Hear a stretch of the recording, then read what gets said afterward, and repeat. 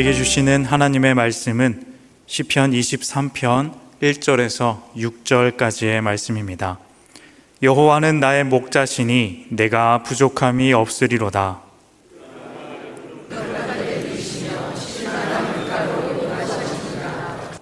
내 영혼을 소생시키시고 자기 이름을 위하여 의의 길로 인도하시는도다.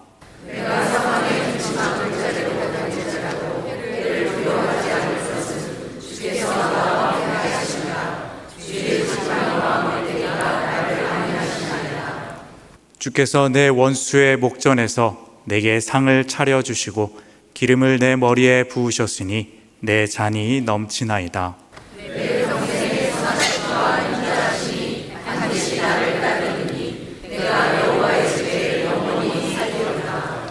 아멘.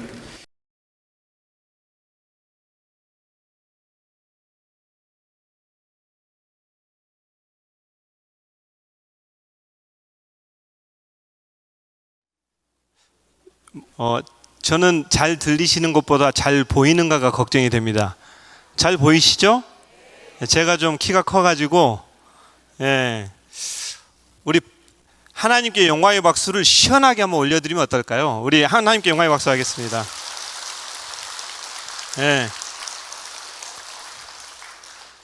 마지막 시대에 찬양이 끊어져 가고 말씀이 무뎌져 가며 주의 영이 더 이상 역사하지 않는 마지막 시대에 수요일 날 이렇게 많은 분들이 나와서 찬양을 하는, 저는 다른 게 기적이 아니라 이게 기적 같습니다. 돌 같은 내 마음 곧 녹여주셔서 찬양밖에 없음을 믿으시기 바랍니다. 너무너무 귀한 찬양, 너무나도 감사합니다. 사람도 이렇게 기쁜데 하나님은 얼마나 기쁘실까요? 감히 하나님 마음은 다 알 수 없지만 오직하면 하나님께서 이사야 43장 21절에서 이 백성은 내가 나를 위하여 찬양 받으시려고 지으셨다고 말씀하셨겠습니까? 우리 하나님께 영광의 박수를, 그리고 수고하신 분들에게 우리 격려의 박수 한 번 더 하실까요? 하나님 말씀을 전하러 왔다가 오히려 제가 더 큰 은혜를 받고 가게 되는 것 같습니다. 말씀을 전하기 전에 찬양의 가사들을 통해서 우리 가족들, 올해 4월 달에 드디어 이제 총회 세계선교부에서 파송하는 총회 선교사 가정이 되었거든요. 그래서 먼저 찬양으로 하나님께 영광을 올려드리고 계속해서 말씀과 선교 사역을 소개하도록 하겠습니다.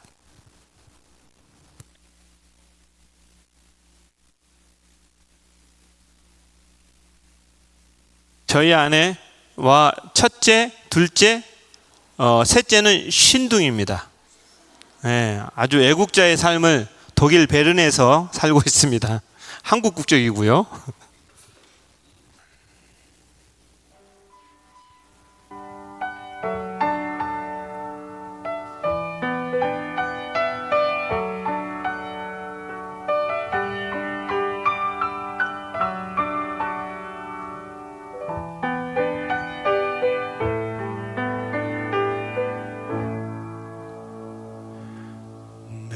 평생 살아온 길 뒤돌아보니 짧은 내 인생길 오직 주의 은혜라. 내 평생 살아온 길 뒤돌아보니 짧은 내 인생길 오직 주의 은혜라. 주의 은혜라, 주의 은혜라. 내 평생 살아온 길 주의 은혜라, 주의 은혜라. 담이 없는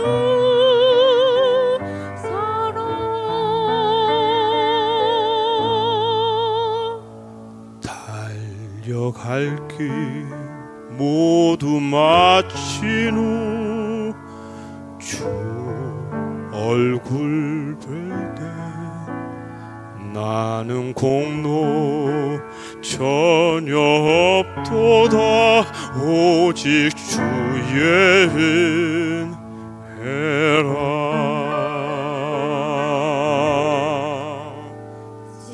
지금까지 지내온 것 주의 크신 은혜라. 한이 없는 주의 사랑 어찌 이루 말하랴.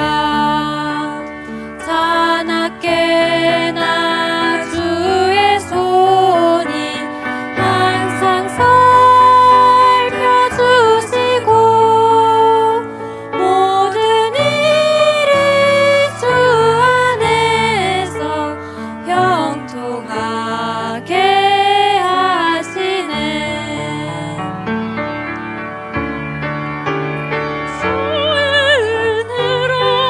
주의 은혜라 내 평생 살아온 길. 주의 은혜라 주의 은혜라 담이 없는 사랑. 주의 은혜라 주의 은혜라 내 평생 살아온 길 주의 은혜라 주의 은혜라 담이 없는 사랑. 달려갈 길 모두 마친 후 주 얼굴 볼 때 나는 공로 전혀 없도다 오직 주의 은혜라. 나는 공로 전혀 없도다 오직 주의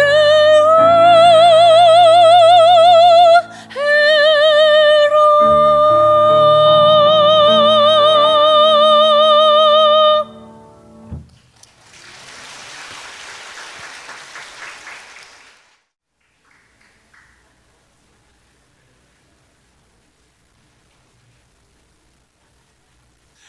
우리 앞뒤 좌우 보시면서 인사하실까요? 모든 것이 주의 은혜입니다.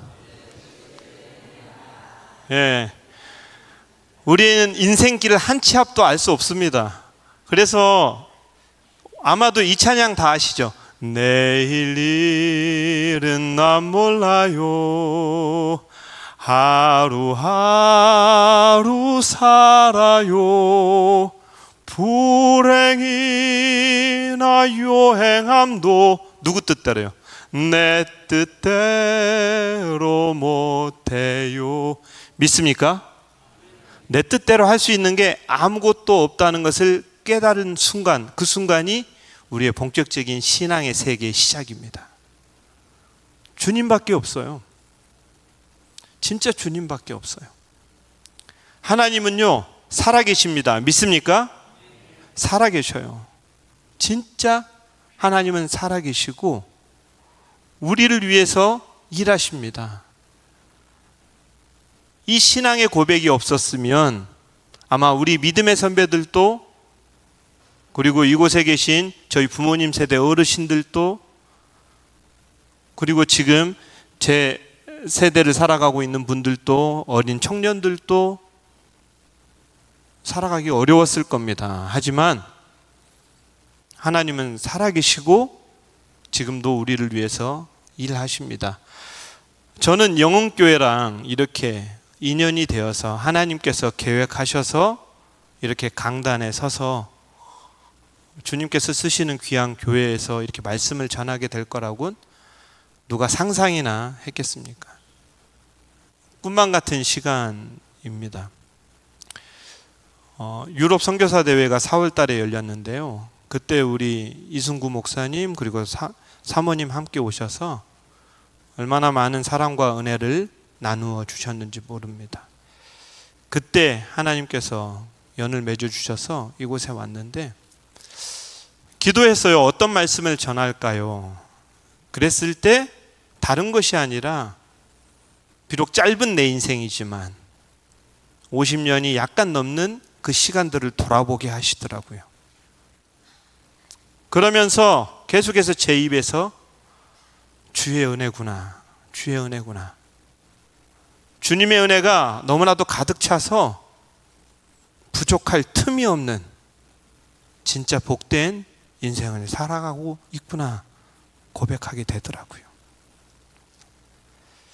세상은 결핍의 시대라고 이야기하죠. 늘 부족해요. 그래서 무언가를 채우기 위해서 부족함을 메꾸기 위해서 부더니도 애씁니다. 열심히 노력하고요. 또 아침부터 밤늦게까지 열심히 일합니다. 자존심도 다 내려놓고 최선을 다해서 하루하루를 살아냅니다. 하지만 부족함이 채워질 것 같은데 채워지지 않는 거예요. 그런 인생을 우리가 살아갑니다. 왜 그때 우리에게 위로가 되는 말씀, 하나님 말씀, 바로 시편 23편 말씀입니다. 이 말씀 다들 좋아하실 거예요. 우리 한번 1절 암송해 볼까요? 시작.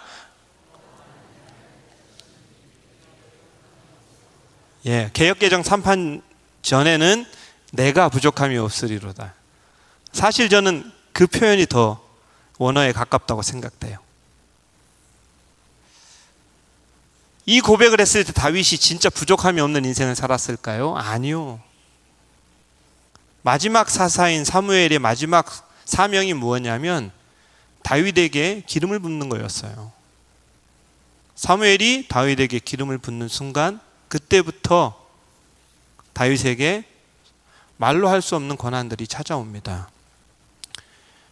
그런데 그 고난 가운데 다윗은 끝까지 이 고백을 놓지 않았어요. 여호와 나의 하나님, 하나님께서 나의 목자가 되어주시면 나는 부족함이 없습니다. 그래서 킹스 제임스 버전에서 보면요, 여호와가 나의 목자시니 내게 부족함이 없다는 그 표현을 I shall not want라고 표현해요. 뭐냐면 무언가가 채워져서 부족함이 없는 것이 아니라 주님이 나의 목자가 되셨기 때문에 나는 부족하지 않으렵니다. 나는 부족하지 않다고 고백하렵니다. 뭐예요? 나는 주님 한 분만으로 만족합니다. 믿습니까? 우리 앞뒤 좌우 보시면서 고백하실까요? 주님 한 분만으로 만족합니다. 뭔가 채워져서가 아니에요. 주님이 나와 함께 하시기 때문에 내가 만족하는 겁니다. 이 신앙의 영역으로 넘어가는 거예요. 세상의 것이 채워져서가 아니에요. 시간상 순서에는 맞지는 않지만 바로 앞에 시편 22편에서는요 엘리 엘리 라마 아부자타니 이렇게 고백해요. 예수님께서 하셨던 가상칠언이면 엘리 엘리 라마 사박단이잖아요. 하나님 하나님 어찌하여 나를 버리십니까? 왜 나를 모른 채 하십니까? 내가 이렇게 내 하루하루 살아내기가 고통스럽고 힘든데 왜 그러십니까? 라고 이야기하는 거예요. 그 고통 가운데 있던 다윗이 아침마다 주님의 말씀을 묵상할 때 주님을 만나요. 이 온 땅 가운데 온 우주를 덮고 있는 헤세드, 주님의 인자하심을 만나요. 그 인자하심을 붙드는 순간 하나님의 온 우주를 덮는 인자하심에 비하면 지구는 우리의 고난은 보이지도 않아요. 우리의 문제보다 우리의 생명보다 어마어마하게 크신 하나님이에요. 그 하나님을 감히 우리가 목자로 삼을 수 있다니까요. 이 고백을 베드로는 뭐라고 했습니까? 주는 그리스도시요 살아계신 하나님의 아들입니다. 동일한 고백이에요. 그리스도 삼중직입니다. 그 중에서 가장 중요한 게 뭐죠? 만왕의 왕이요.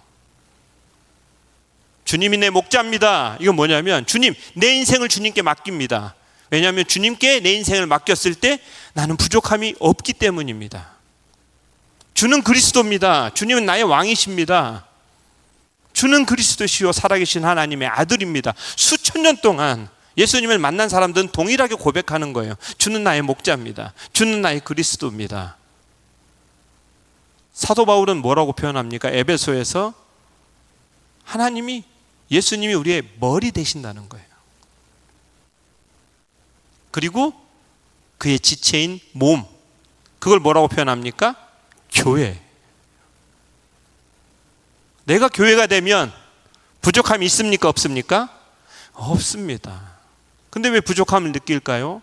온전한 교회, 즉 100%를, 아니요 200%, 300%를 하나님께 내어드리지 못한 우리의 불신앙 때문에 그래요. 진짜 예수님을 만나면 항상 고백이 동일해요. 아마 이 자리에 한참 선배, 믿음의 선배님이신 우리 어르신들은 아마 더 먼저 이 고백하셨을 거예요. 그래서 신앙생활이 시작됐겠죠. 주님 감사합니다. 주님이 나의 목자가 되어주시고 나와 함께 하시고 나의 머리가 되어주시고 내 삶을 이끌어 주신다고 한다 그러면 아까 처음에 했던 그 찬양의 고백이 그냥 나오는 거예요. 내일 일은 난 몰라요. 그냥 하루하루 사는 겁니다. 하루하루 살아요. 나 이제 불행해도 돼요. 요행도 바라지 않습니다. 아무것도 바라지 않아요. 주님이 나의 목자만 되어주시. 불행이나 요행함도 어차피 내 뜻대로 못해요. 험한 이 길 가도 끝은 없고 고네요. 주님 예수 팔레미사 내 손 좀 잡아주십시오. 할렐루야. 주님이 우리의 손을 잡아주시면 그 인생이야말로 부족함이 없고 그 인생이야말로 가장 복된 인생이 되는 겁니다. 성경에 있는 모든 믿음의 선배들이 그렇게 고백을 했고요. 믿음의 선배들이 그렇게 고백했고요. 주기철 목사님, 손양호 목사님이 그 고백이 있었으니까 죽음도 이겨낼 수 있었고 자기 아들을 죽인 사람을 자기 양자로 받아들일 수 있는, 오직 예수님만 할 수 있는, 인간은 할 수 없고 성령님이 임재했을 때 성령님만 할 수 있는 그 일을 할 수 있었던 거예요. 지금도 주님께서 내가 너의 목자가 되어주면 너는 부족함 없는 인생이 될 것이야. 너의 삶의 주도권을 나에게 내어주지 않겠니? 내가 끌어가고 싶어. 하나님이 끌어가시면요, 그때부터는 고난이 소망이 됩니다. 고난이 소망이 돼요. 저는 아버지께서 지리산에서 농어촌 선교를 감당하셨어요. 구례군 산동면 원천리 노고단이 보이는 곳이에요. 그곳에서 저는 고등학교 1학년 때까지 지냈어요. 그러면서 참 당연히 아버지께서 헌신하러 들어가셨기 때문에 형편은 넉넉하지 못했지만 가장 행복했던 때를 꼽으라 하면 저는 그때예요. 너무 행복했어요. 그리고 아버지가 하시는 그 일이 너무 좋아 보였어요. 그래서 그때부터 아버지께 제가 말씀드렸죠. 아버지, 저도 아버지처럼 목사 할래요. 목사 되고 싶어요. 그래서 사람들 도와주고 사람들 이끌어주고 붙들어주고, 그리고 항상 저희 어머니 그 시골에 얼마나 소박 맞았다고 하잖아요. 정말 고통 가운데 있는 그 아주머니들 많이 계셨거든요. 늘 새벽에 힘들어서 오시면 안아주시고 같이 우시고, 그 모습이 너무너무 좋아 보였거든요. 목사가 되겠습니다 했는데 그때 이제 철학을 공부할까, 고등학교 때 음악을 공부할까 한참 고민했는데요, 음악 공부가 또 하고 싶었어요. 그래서 음악 공부를 했는데 그 매력에 푹 빠진 거예요. 그래서 아버지께 빌었죠. 아버지, 전 목회자로 소원했는데 저 음악 공부만 하고 싶어요. 아버지가 허락해 주시더라고요. 그래서 음악 공부를 하기 위해서 부더니도 애썼어요.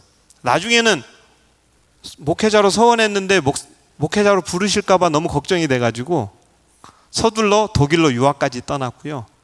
거기에서 하나님의 은혜로 오페라 극장까지 취직했어요.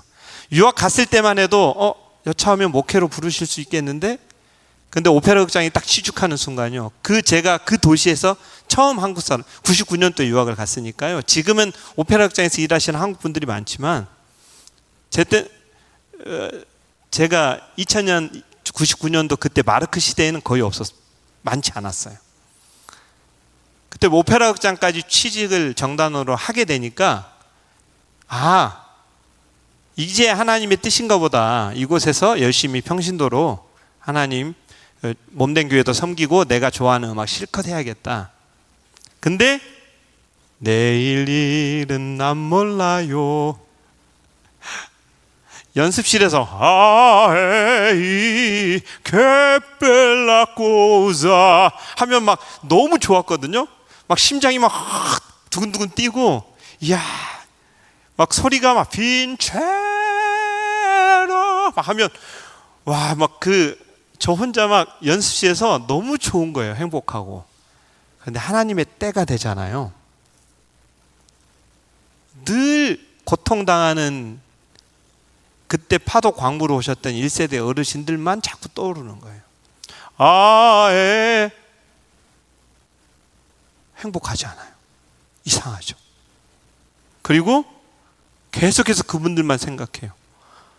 SN 한인교회 처음 제가 청년부 회장으로 섬기는데, 재직으로까지 섬겨가는데 너무 유학생들이 많이 힘들었거든요. 딱 2번 시험 떨어지면 더 이상 시험을 치를 수 있는 자격이 박탈돼요. 그러니까 한 번 시험 떨어질 때까지는 그래도 반쪽짜리 웃음을 가지고 미소를 띠면서 이렇게 유학하던 청년들이 마지막 시험이 남잖아요. 그러면 그 고통을 견디지 못해요. 정신분열이 오기도 하고, 심지어 이태리에서는 목숨을 스스로 끊는 학생들도 있었고, 유학생들도 참 목회가 심각하거든요. 그 청년들만 생각나는 거예요. 그전에는 하나님의 때가 오기 전까지는 그냥 그 노래하는 것 자체가 즐거웠어요. 제 아내가 비상임 단원으로 제가 일하던 오페라 극장에서 같이 일을 했었거든요. 그래서 아내가 그러더라고요. 어느 날, 죄송해요, 오빠라고 했어요. 그래서 그냥 있는 그대로 오빠, 무대에 서는 게 하나도 안 행복해 보여. 그때까지 저는 너무너무 행복했거든요. 하나님의 때가 돼서 그랬던 것 같아요. 그래서 저는 4주 동안 크랑크, 그러니까 병가를 냈어요. 오페라 극장 근처에도 갈 수가 없었고, 그래서 순간 수없이 많은 착각들이 막 찾아와요. 근데 불행한 인생인가? 이게 뭔가? 막 했는데 결국에는 목회의 길로 부르시더라고요. 이제 선교 보고를 겸해서 해야 되고, 목사님께서 시간 내에 끝나시면 덕담을 해주신다 그래서 좀 빨리 정리를 하겠습니다. 나중에 기회가 되면 참 하나님께서 어떻게 목자가 되셔서 이끌어 주셨는지, 그리고 하나님이 목자가 되는 인생이 얼마나 복된 인생인지 깨닫는 그 과정들이 깨달을 때마다 얼마나 소름 돋게 행복한지, 그리고 지금은 또 한 번 7년 동안 한인 목회, 단임 목회를, 한인교회 단임 목회를 감당하면서 비교적 경제적으로도 안정이 됐어요. 교회도 성장하고. 근데 아내한테 3년 전에 여보, 베를린 가야 될 것 같아. 왜냐하면 함부르크에서 제가 목회하던 그 인근 지역에서 고독사가 나왔거든요. 그리고 베를린에서도 조금 있다가 제가 소개할 건데요, 고독사가 나왔어요. 60, 70년대에 멀리 탁구까지 와서요, 50년에서 60년이 넘어요. 그분들이 거기에서 살아내신 게. 근데 어쩌다가 마지막에 아무도 모르게 운둔형 외톨이로 쓸쓸하고 외롭게 그렇게 죽어가야 하는지 저는 그때부터 잠이 안 와요. 거기에다가 헤로라고 제가 지금 섬기는 기관 사역을 하고 있는 그 섬기는 헤로 대표님을 만나면서부터는 그 생각이 떠나질 않아요. 근데 우리 아이들한테도 미안하고요. 매번 적응해야 되는 아이들한테 너무 미안하고요. 아내한테는 더 미안하고요. 이제 막 자리가 잡혔고 제가 섬기던 한인교회가 계속 부흥해서 한 근처 7개 도시에서 젊은 가정들이 특히 많이 재밌었어요. 목회도 너무 재밌었고 아동부부터 시작해서 청소년부 사역, 청년부 사역까지 뭐 코스타 뭐 다양한 것들 함께 협력해 가면서 참 재밌었거든요. 그때 또 하나님께서 부르심이 저한테 막 시작이 됐고 아내한테 이야기를 해서 결심하고 3년 전에 베를린으로 이제 본격적으로 파독 어르신들, 홀로 되신 분들, 독거노인들 그리고 중병에 처해 중병을 앓고 계신 분들 이 힘들고 어려운 분들 섬기기 위해서 목회적 도움이 필요하다고 대표님께서 말씀하셔서 이게 하나님의 뜻인가? 근데 결단하고 결심하기까지 무려 3년에서 4년 정도가 걸렸어요. 그래서 이제 가서 목회를 하는데 3년째 되니까 비로소 깨달아요. 또 한 번. 나는 행복한 사람. 행복하구나. 물론 형편은 어렵고 힘들죠. 다시 시작해야 되고 또 처음부터 모든 것들을 목회적인 부분에서는 세워가야 될 곳이 너무 많으니까 그런데도 주님의 뜻에 이끌려서 걷는 그 걸음이 얼마나 행복한지 모릅니다. 자, 그러면 제가 하고 있는 선교사역을 간단하게 함께 나누고요. 우리 함께 읽어주실래요? 시작. 파독 1세대들을 위한 사역이 펼쳐지는 곳, 베를린입니다. 제가 살고 있는 베를린이고요. 저곳에 헤로라 사단법인 헤로가 세워져 있습니다. 알텐 힐페 어르신들, 노인들을 돕는 역할을 하는 비영리 단체입니다. 2015년에 세워졌고요. 그래서 문화사역, 한인들 문화를 위해서 또 그들에게 그 잃어버렸던 향수병을 또 달래주기도 하고 또 향수를 하기도 하고요. 베를린에서 사역합니다. 그래서 잠깐요. 이제 넘어가죠. 이게 뭔지 아십니까? 맞아요. 정확합니다. 베를린 장벽입니다. 그래서 누군가 저에게 베를린 사역하고 계신 곳을 소개해 달라고 하면 제가 제일 먼저 보여주는 것이 바로 베를린 장벽입니다. 그래서 베를린 장벽은요. 이걸 눌러야 되나? 죄송합니다. 반대로 계속 눌렀구나. 그래서 무너진 베를린 장벽, 이건 철저하게 하나님이 무너뜨리신 거거든요. 그래서 화해와 일치의 상징. 그래서 사역이 힘들고 또 고될 때 늘 베를린 장벽을 가서 바라보곤 합니다. 그러면 하나님께서 하신 일, 그 어마어마한 하나님께서 하셨던 그 일들을 보면서 내 인생에도 개입하시고 계속해서 일하시겠구나, 그 확신이 다시 한번 힘을 주고 다시 한번 사역할 수 있는 또 모든 일이 됩니다. 뭐가 제가 잘못하고 있나요? 잘 안 넘어가는데. 비더슈탄트, 독일어고요. 이게 물리적 정치적 저항이라는 뜻입니다. 그래서 비더슈탄트는 뭐냐면 처음에 제가 연방자원봉사자로 이제 일을 하면서 또 헤로 사역을 협력을 했거든요. 근데 연방자원봉사자 때 첫 세미나 때 저희들에게 알려준 게 비더슈탄트였습니다. 저게 주제였어요. 저항. 뭐에 대한 저항이냐면 이제 더 이상 벽을 세우지 않겠다라는 겁니다. 하나님과 사람 사이에, 그리고 사람과 사람 사이에 더 이상 우리가 물리적으로나 정치적으로나 벽을 세우지 않는 저항을 계속해서 해나가겠다. 그러면서 소개된 인물 중에 한 분이 본 헤퍼 목사님입니다. 마지막까지 독일 기독교의 수치를 씻었던 분이다. 고백교회 설립자이기도 하고요. 그 교회가 베를린 땅에서 고백교회가 있었습니다. 그래서 선교란 무엇입니까? 이제 선교사가 됐으니까 이 질문에 답을 할 수 있어야 된다고 선교사 영입훈련 때 배워서요. 이렇게 저는 결론을 내렸습니다. 벽을 허무는 것이다. 그래서 늘 베를린은 종교개혁지 탐방을 혹시 하실 계획들이 있으시면 베를린은 무조건 오셔야 됩니다. 하나님이 어떻게 일하셨는지를 볼 수 있거든요. 이제 본격적으로 독일 베를린에서 진행되는 호스피스 사역에 대해서 소개하겠습니다. 생소하시죠?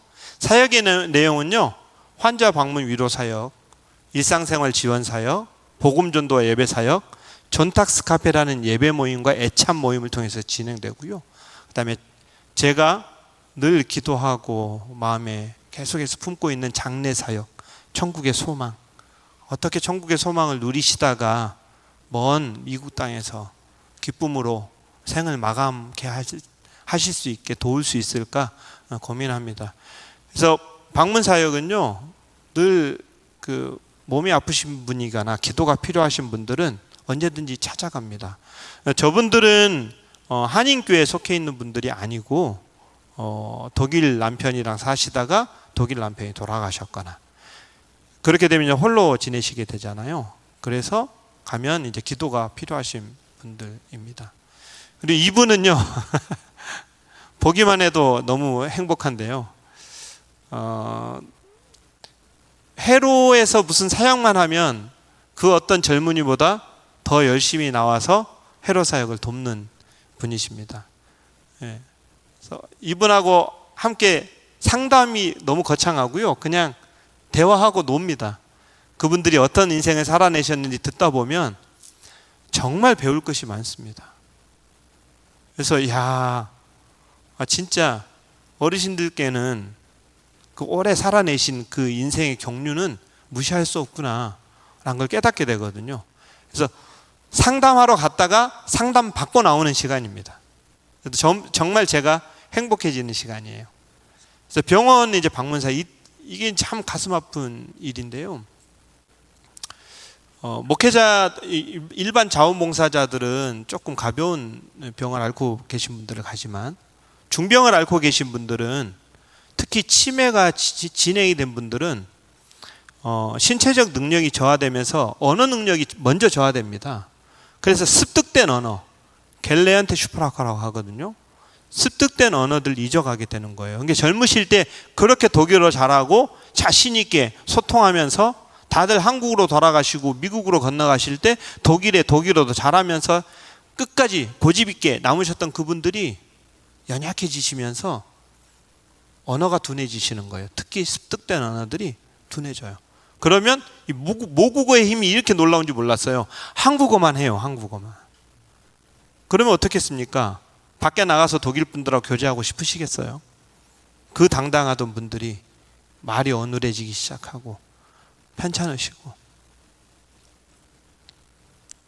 아이고, 제가 거꾸로 갑니다.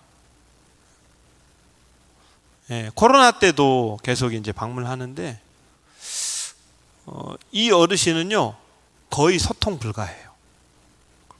저는 제가 참 얄팍한 성경 지식과 참 얄팍한 진짜 신앙의 신자도 시우자도 그릴 수 없는 연약한 자인 걸 깨닫게 되는 게 인간적으로 소통할 방법이 없어요. 거의 의식이 없으시거든요. 그때 붙들 수 있는 말씀이 하나님은 영이시니 그거밖에 붙들 게 없어요. 예전에도 그렇게 하나님은 영이시니 예배하는 자가 영과 진리로 예배할지니라 가서 찾아가면 반응도 없고 이게 듣고 계신지 듣고 계시지 않는지도 잘 모르는데 이분 앞에 모셔놓고 1시간 동안 예배하거든요.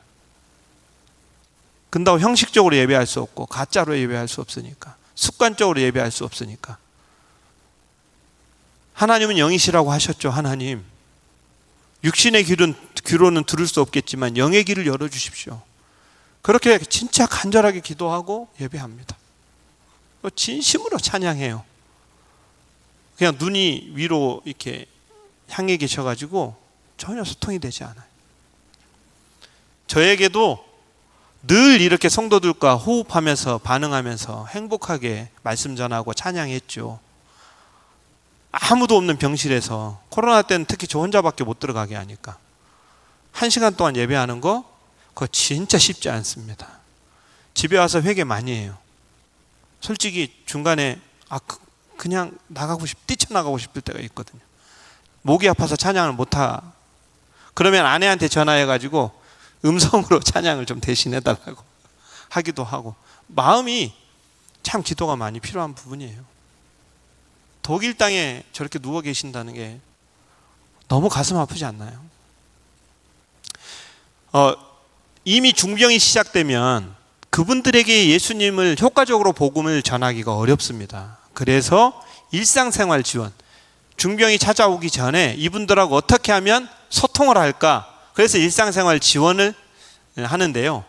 장애 등급도 신청하게 하는데 도와드리고요. 회로가 이제 하는 일들이에요. 요양 등급도 신청을 도와드리고, 봉사자들이 훈련하는 이런 모습들이거든요. 그리고 수료하는 날이었어요. 그때 거의 대부분 여성분들, 자매님이시고 형제는 저 혼자죠. 그래서 어머니가 위대한 겁니다. 자원봉사자 순수하게 1세대 어르신들을 돕고 싶은 순수한 마음으로 자원하신 분들이에요. 그래서 자원봉사자 세미나를 통해서 이분들을 교육하는 일도 해로에서 가장 중요하게 생각하는 일 중에 하나입니다. 그리고 심리상담사 독일 분이거든요. 정식으로 모셔서 독일어로 영어로 중간에 한국어로 통역해가면서 이렇게 세미나도 계속하면서 이분들이 너무 소중한 것은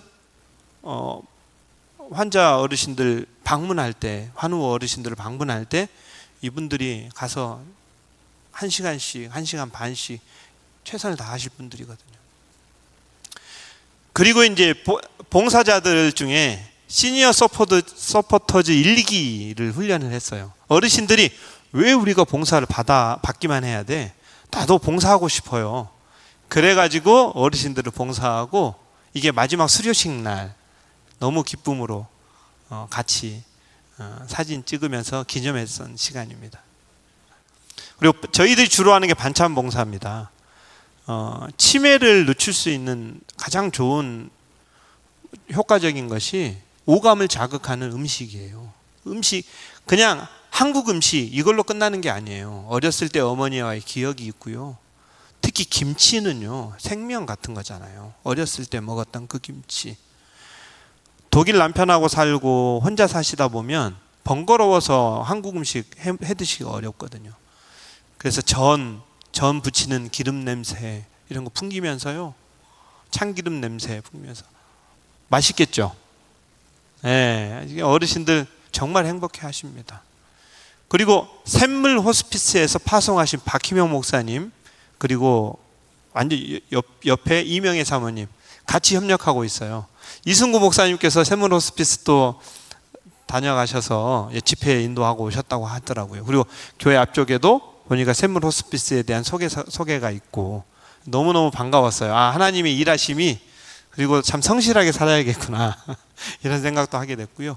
가운데 키가 좀 적으시고 저랑 비슷한 키를 갖고 계신 분이 2015년에 해로를 시작하신 봉지은 대표님이십니다.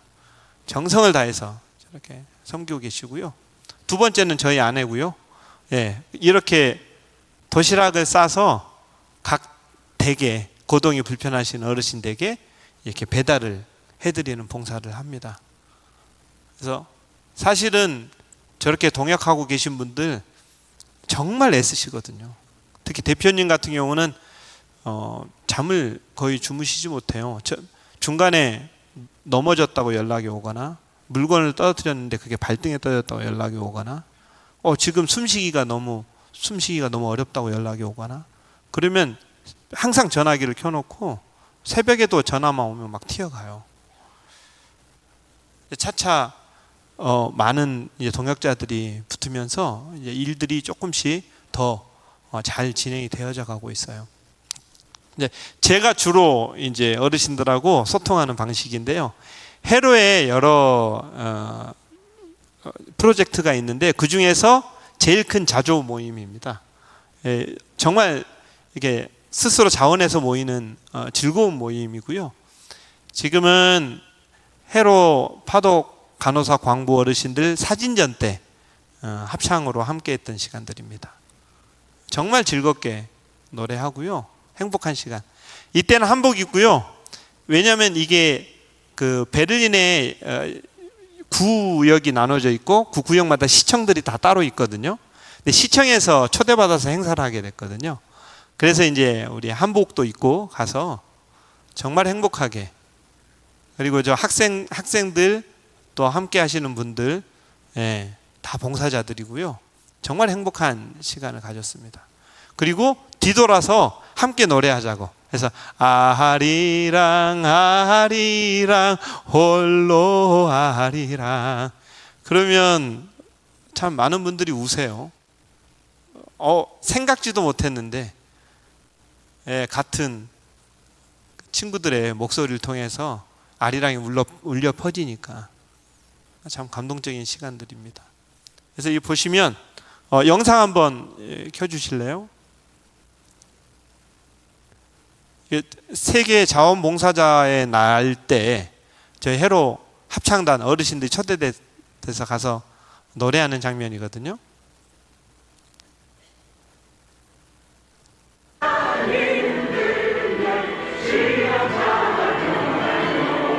손잡고요. 손잡고 같이 가보자. 같이 가보자. 어르신들 너무너무 행복하고 외국 분들이 너무너무 신기해하고요. 특히 일본은 우리보다 훨씬 더 빨리 호스피스나 이런 봉사의 일들을 시작했는데 저희처럼 저렇게 정말 흥을 가지고 즐거움과 기쁨을 가지고 섬기는 단체가 베를린에 없어요. 그래서 굉장히 큰 건강보험 회사 중에 하나거든요. 바머라고 하는 회사인데요. 거기에서 큰 행사를 또 진행했었는데 초대돼서 같이 노래합니다. 얼마나 행복한 시간들인지 모릅니다. 그리고 어르신들 작년 가을에 처음으로 좀 후원해 주시는 교회들과 후원해 주신 분들이 계셔가지고 어르신들 모시고 고향에 방문했습니다.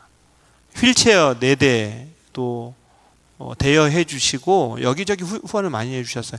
혼자의 몸으로는 도저히 고향을 찾을 수가 없는 거예요. 병이 들고 아프고. 그래서 18년 만에 고향에 고국 땅을 밟아보신 분들, 20년이 넘어서 고국 땅을 밟아보신 분들, 저분들과 얼마나 행복했는지 몰라요. 사실 한 10일이 넘는 시간 동안 저희 봉사자들이, 젊은 분들이 계속해서 휠체어를 끌면서 전주부터 시작해가지고 이렇게 경주로 이렇게 한 바퀴 삥 이렇게 돌았거든요. 부산으로 해서. 그 여정이 쉽지는 않았는데요.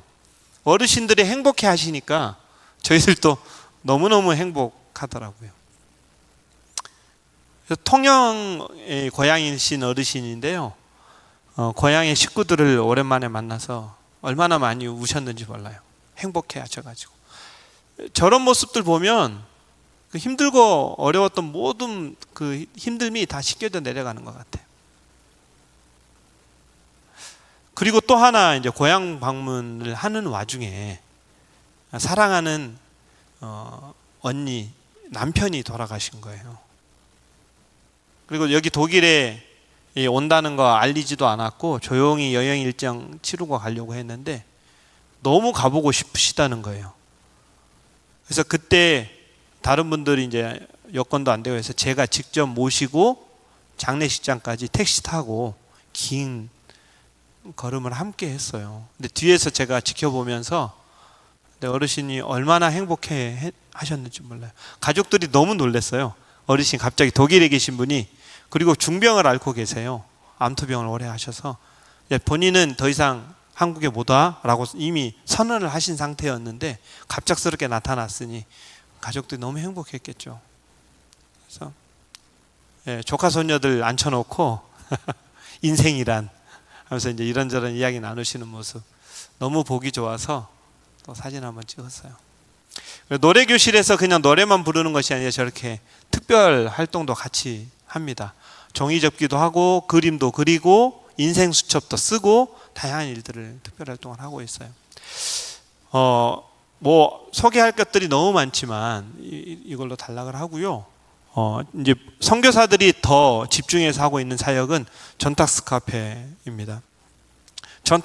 전탁스는 일요일이란 뜻이고요. 카페는 뭐 다 아시니까요. 그래서 일요 카페라고 부를 수도 있습니다. 원래 기빙트리라고 하는 곳에서 여러 선교단체가 함께 공간을 빌려서 사용을 했었어요. 그래서 저곳에서 하다가 지금은 헤로하우스, 드디어 공사 정말 힘들게 하고 4월 달에 이제 드디어 입주를 했습니다. 그래서 입소식 하는데요. 저희들이 아마추어지만 그 모든 해로 공사들을 저희들이 다 감당을 해냈거든요. 한번 영상 한번 틀어봐 주실래요?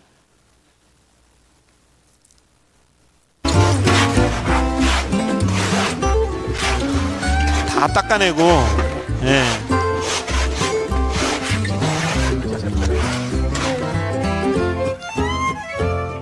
저것도 다 갖다 대고, 예. 구석구석 다 칠하고, 예. 맛있는 것도 빼놓을 순 없죠. 먹어가면서.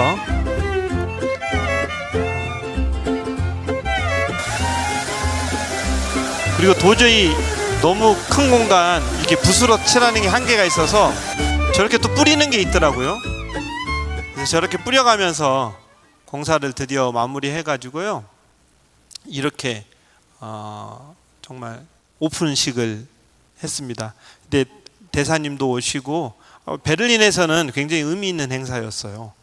국가기관에서 하는 것도 아니고 큰 단체에서 하는 것도 아니고 진짜 따뜻한 그냥 평범한 사람들의 마음이 모여서 또 하나님의 감동이 있었는지 선교사 2가정까지 붙어서 저렇게 사역들이 진행되면서 헤로하우스가 저렇게 개소식을 하게 되니까 정말로 발 디딜 틈이 없게 많은 분들이 오셔서 함께 축하하고 정말 기뻐했습니다.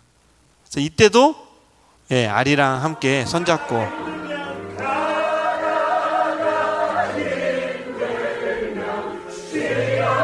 누가 뭐라 해도 아리랑밖에 없어요. 아리랑 최고예요, 최고. 왜냐하면 손잡고 가보자. 헤로의 의미, 저희 단체의 의미가 그대로 있거든요.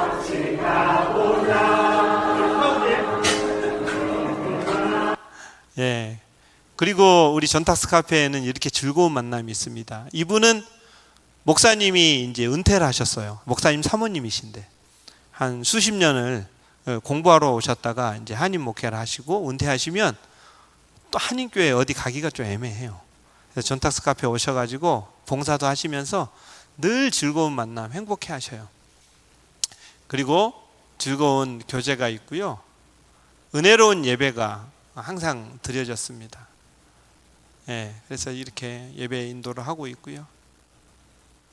정말 행복해요. 이분들하고 함께 예배하면 찬양 한 소절을 불러도 그냥 부르시지 않아요. 정말 뜨겁습니다. 그리고 자녀들과 함께 이렇게 아까 특성했던 자녀들과 함께 이렇게 섬길 수 있다는 것도 은혜고요. 이렇게 섬기다 보니까 우리 막둥이가 이렇게 노래를 따라 하더라고요. 한번 켜주실래요?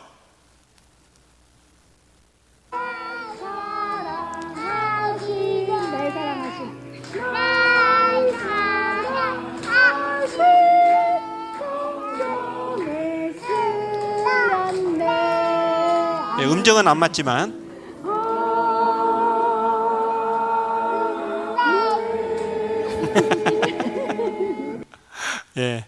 주님의 은혜로 정말 주님의 은혜로 이렇게 자녀들과 함께 사역한다는 것 자체가 아이들이 기쁨으로 동역해주고 하니까 너무 감사해요. 그리고 이분이 이제 저희 전탁스 카페가 정말 많은 분들에게 알리고 싶은 것 중에 하나인데요. 이분은 원래 불교 신자셨어요. 그리고 기독교라는 종교의 거부감을 굉장히 갖고 계셨던 분입니다.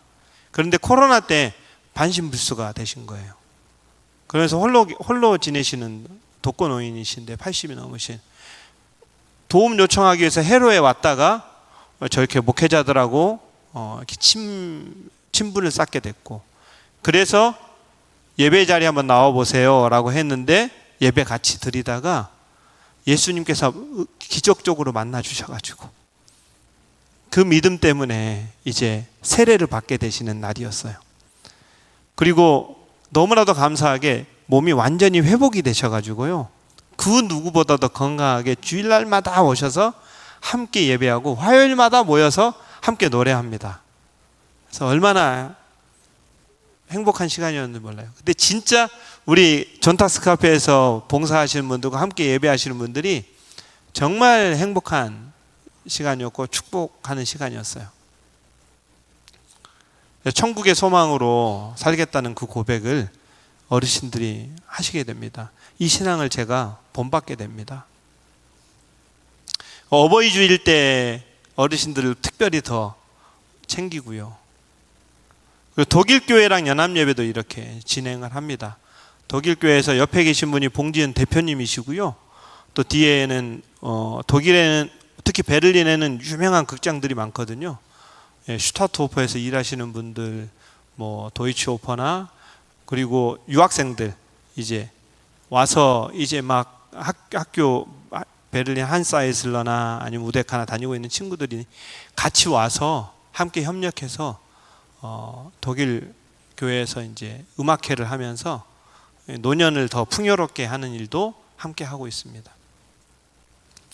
존탁스 카페 하면 베를린 맛집으로 소문나 있습니다. 음식들을 정말 마침 섬기신 분들이 다 음식들 잘하고요. 예, 닭들도 정말 멋있게 나란히 잘 서 있죠. 얼마나 맛있게 멋있게 서 있는지 몰라요. 저렇게 풍성하게 어떻게든 가지수를 많이 한국 생각나시게, 고향 생각나시게 최선을 다해서 준비하고 있습니다. 자원봉사자 중에는 우리 스페인 계열의 분도 계세요. 그래서 스페인 언어가 좀 편하신 분인데 어떻게든 저 한 사람을 위해서 우리 큰딸 찬이가 늘 독일어로 번역을, 예배를 통으로 다 번역을 해서 한 사람을 위해서 PDF 파일로 넘겨드립니다. 그러면 우리 예배가 진행되는 동안에 앉아가지고 이렇게 번역된 거를 보면서 같이 은혜를 받고 있어요. 이쯤에서 저희 아이들 위해서 박수 한번 해주시죠. 네. 고마워. 감사합니다. 이제 본격적으로 제가 더 기도 가운데 하고 있는 장례 사역인데요. 독일에서 장례식은 되게 조용합니다. 조용하다 보니까 독일에서 돌아가셔서 독일에서 장례를 치르는 그 과정이 저는 왠지 더 서글프더라고요. 옆에 아내랑 봉지현 대표님이 그냥 목소리도 좋아서 같이 그 취토하고 헌화하는 그 과정 가운데 계속 찬양을 하고 있는 부분입니다. 그래서 이렇게 독일 장례 문화가 한국하고도 좀 많이 비슷하고요. 요즘은 더 비슷하죠. 보면 떠듬떠듬 할머니 사랑해라고 썼죠. 한독가정 아이라 한국어가 또 한글이 익숙치 않은 애인데 그거 보니까 너무 마음이 좀 감동이 돼서 제가 사진으로 찍어서 이렇게 봅니다. 그리고 이제 기쁜 장례식이 있어요. 이분은 제가 이렇게 사진을 뷰러 처리를 안 했어요. 왜냐하면 너무 행복한 죽음. 참 이분이 저한테 뭐라고 부탁을 하고 또 장례식 관계자들에게 어떻게 부탁을 했냐면 자기 장례식 때는 트럼펫을 불러달래요. 천국에 정말 기쁨으로 입성하고 싶으시다고. 그리고 내 장례식 때는 이 찬양을 불러줘 라고 경비와 찬양 곡도 주시고, 그러면서 본인은 기도하면서 정말 찬양하면서 하나님 나라 가고 싶으시다고. 그래서 저게 바로 돌아가시기 전날인데요. 가서 찬송가를 몇 곡을 불렀는지 몰라요. 나 같은 거기서 이때 찬양은 그냥 주일날마다 드리는 그런 찬양이 아니에요. 이 진짜 이제 죽음을 앞두고 있으니 거기서 우리 영원히 주님의 은혜로 해처럼 밝게 살면서 주 찬양합시다. 이모님 아시겠죠? 하면 아멘. 아멘 막 떠듬떠듬 아멘 하면서 그러면서 하실 말씀 다 하시고, 근데 이렇게 찬양하고 집에 왔는데 그날 저녁에 연락이 왔어요.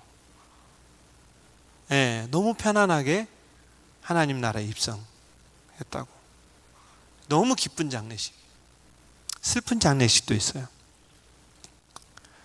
이분이 고독사 하신 분이거든요.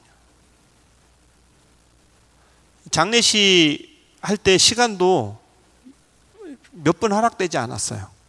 저기 조그만한데 저게 흙 뿌리는 곳이고요.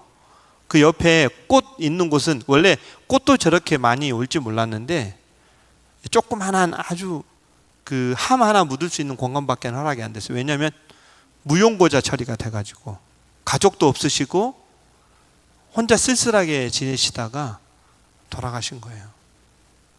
근데 저 옆에 계신 장례식 장례식 호프라고 하거든요. 거기에서 일하시는 분인데 저분이 그냥 정식 장례식 예배 드릴 수 없어요라고 이미 이야기했음에도 불구하고 최선을 다해서 꾸며 입고 갔어요. 가운도 입고, 예, 목에 카라도 하고 준비해서 최선을 다해서 갔고요. 그리고 이렇게 많은 분들이, 특히 독일 분들이 이렇게 왔어요. 그러니까 그분이 그냥 예외로 좀 더 예배할 수 있게끔 배려해 주신 거예요. 처음에는 그럴 시간 없습니다, 규정상 드릴 수 없습니다 했을 때 얼마나 슬펐는지 몰라요. 예배 한 번도 제대로 못 드리고 가겠구나. 그리고 더 슬픈 건 뭐냐면 이분이 나는 예수님을 믿습니다, 예수님을 나의 구주로 믿습니다라는 고백을 하신 적이 없는 거예요. 그래가지고 근데 나중에 대표님께서 만약에 건강이 허락되면 해로에 나가서 예배 드리겠습니다 라는 말을 했대요. 그 말 하나 의지해가지고 장례 예배를 조심조심 하나님께 기도해가면서 드린 거예요. 살아 숨 쉴 수 있을 때, 이렇게 나와서 행복하게 예배 드릴 수 있을 때 예수님은 나의 목자입니다, 예수님은 나의 구원자입니다 마음껏 고백하세요. 정말 최고의 슬픈 장례식이었습니다. 마지막으로 기도 제목 2가지만 짧게 하면요, 어르신들을 섬기는 일이 즐거운 일이 되게 해주시고 가족들도 행복한 일이 되게 해달라고 기도해 주시고, 선교를 감당할 동역자들이 이제 많이 필요합니다. 사역자도 봉사자도 또 후원자도 필요하거든요. 그래서 이 일을 위해서 기도해 주시기 바랍니다. 긴 시간, 목사님 죄송합니다. 긴 시간 고생하셨습니다. 기도로 마무리하겠습니다. 사랑이 많으신 아버지 하나님, 이 귀한 자리에 인도해 주셔서 감사합니다. 우리는 동일한 신앙을 하나님께 고백하고 있는 믿음의 동역자들입니다. 여호와 하나님이 나의 목자가 되주시면 내게 부족함이 없다고 우리는 동일하게 고백합니다. 목자가 되신 하나님께서 파독 어르신들의 목자도 되어주셔서 마지막 남은 인생이 주님 안에서 행복한 인생들이 될 수 있도록 축복해 주시고, 한 분도 빠짐없이 예수님 믿고 구원받게 되는 놀라운 역사가 일어나게 하여 주시옵소서. 예수님 이름으로 간절히 기도하옵나이다. 아멘.